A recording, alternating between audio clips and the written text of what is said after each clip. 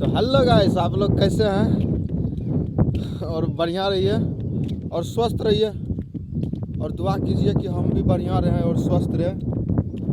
तो गाइस, आज हमें समझ में नहीं आ रहा था कि हम क्या अपलोड कर दें वीडियो में आप लोगों के लिए। तो नहीं कुछ समझ में आया गाइस, तो हम ऐसे ही गिर गए और आप सभी को दिखाने लग गए। हमारे पीछे जो है बैकग्राउंड है, दिखा दे रहे हैं गाइस। और इधर देख लीजिए, वो थोड़ा थोड़ा करके पानी है और पानी बहुत नीचा में है गाइस। और इधर भी देखिए, उधर गांव है।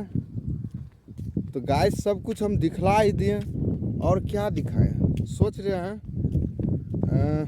अच्छा, इस साइड भी दिखा देते हैं। देखिए गाइस, और सोच रहे हैं आप सभी को हम क्या दिखाएं।